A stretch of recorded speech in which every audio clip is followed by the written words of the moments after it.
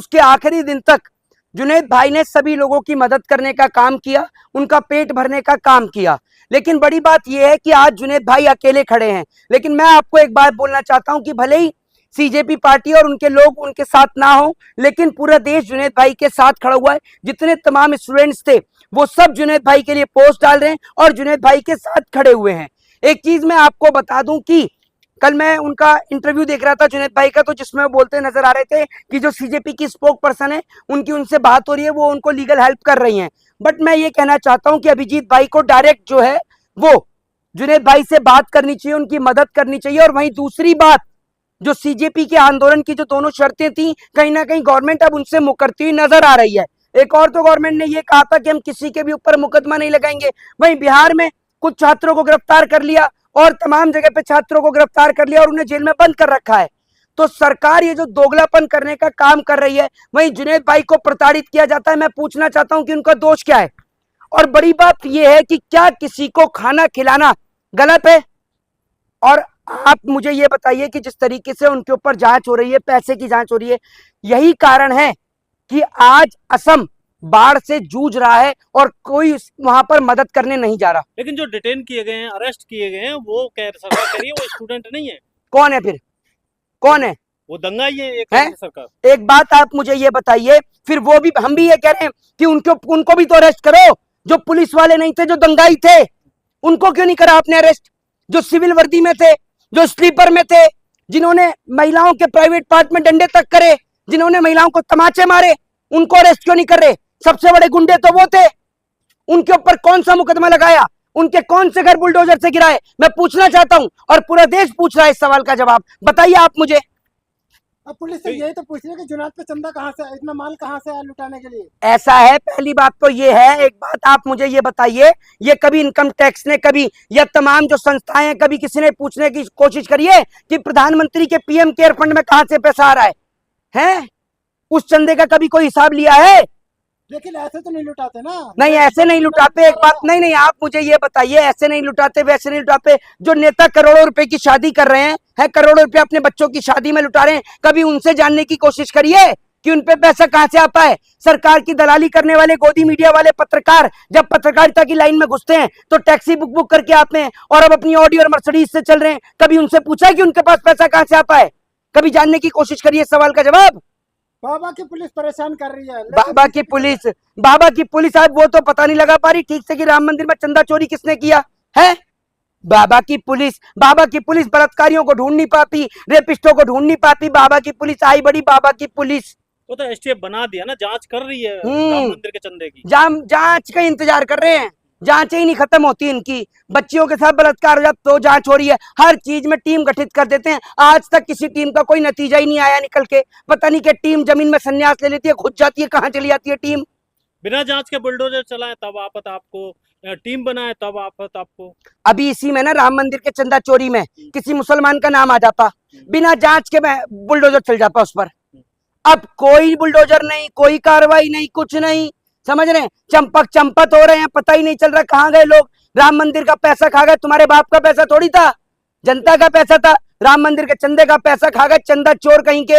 राम मंदिर, और सुन लीजिए, राम मंदिर का क्रेडिट अगर योगी सरकार लेगी तो राम मंदिर के चंदा चोरी का क्रेडिट भी भाजपा सरकार को दिया जाएगा। पैसा तो सनातनी जाने है, सनातनियों का पैसा तो सनातनी नहीं चुराया। तो तुझे क्या तकलीफ हो रही है भाई? हम सनातनी है, हम मंदिर भी गए, हमने भी डोनेट किया।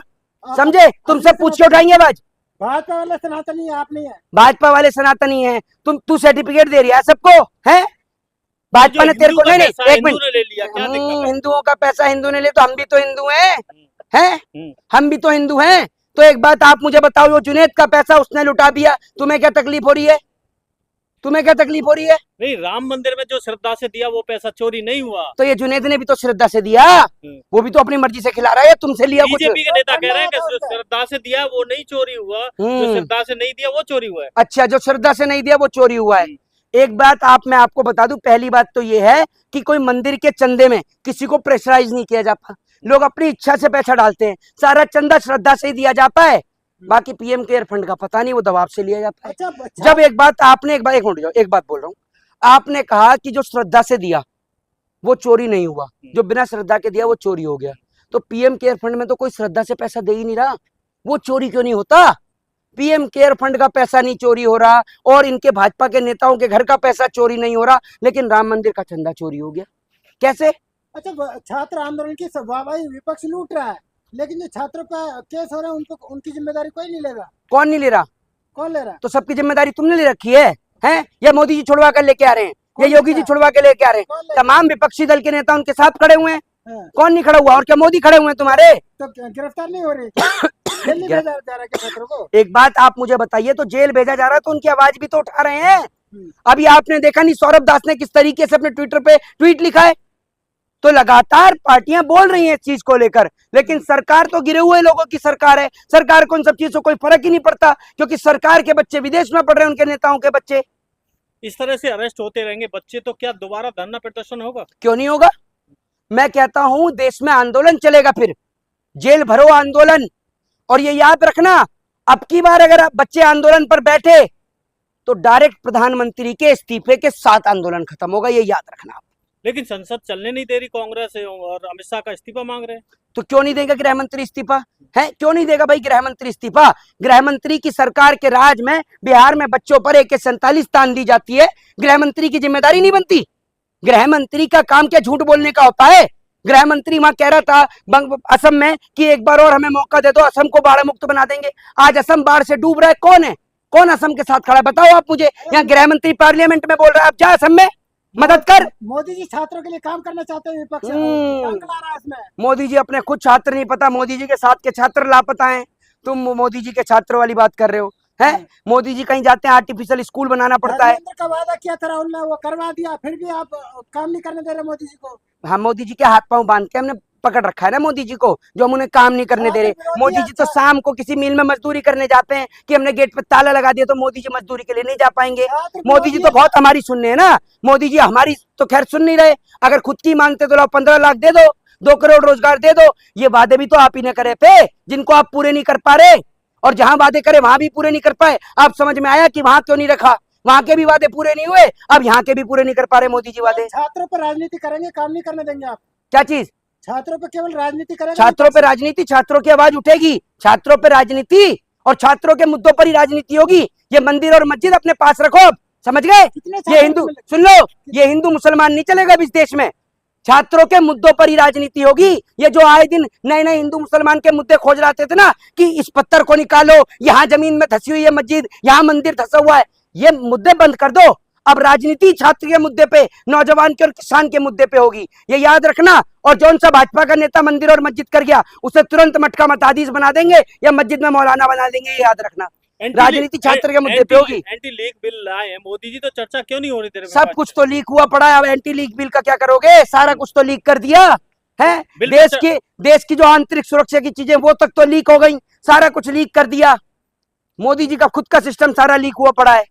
लेकिन ये लेके आ रहे हैं बिल। बिल पे तो चर्चा बनती है ना, हैं? बिल पे तो चर्चा होगी तभी ना बिल पास होगा।